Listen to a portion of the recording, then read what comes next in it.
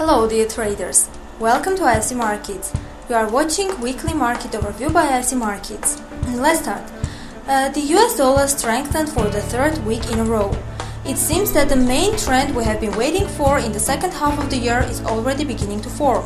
Last week, the index of the world's main reserve currency gained 1.5%, and all major currencies without exception lost against the dollar.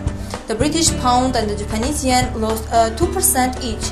The Swiss franc fell by 1.9%, the euro by 1.4%. In this regard, commodity currencies were less sensitive.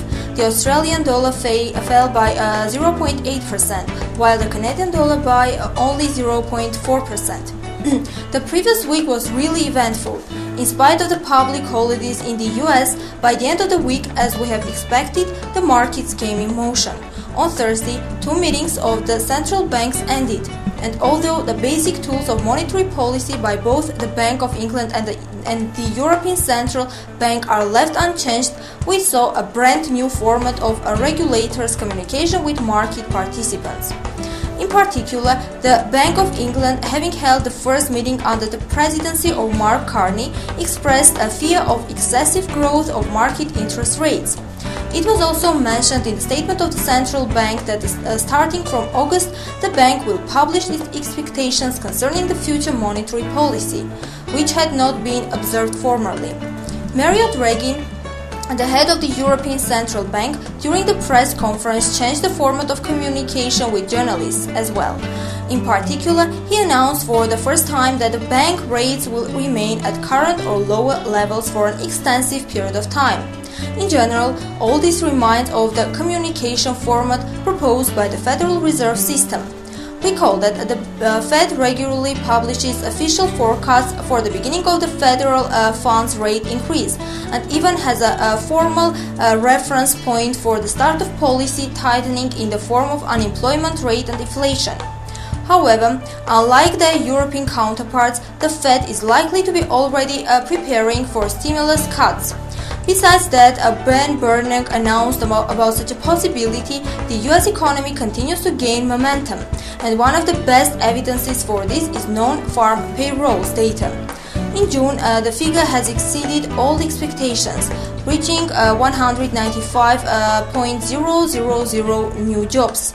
Although unemployment remained at 7.6%, we pay attention to the fact that the statistics for April-May was revised upwards.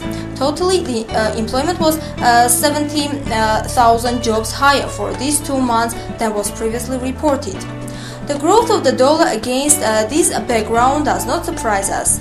Today, the currency index is traded at a 3-year high at 84.56. On Friday, the euro fell to a 2-month low at a 1.2805, approaching the strategically important support area at 1.2700 to 1.2750. Even if the pair can now find support, we prefer short positions on upward corrections with increasing positions below 1.27. The story is similar for the pound. The pair dropped to a 3-year low at 1.4830, but may be oversold now. We prefer short positions on upward corrections with increasing positions in case of a fall below 1.48.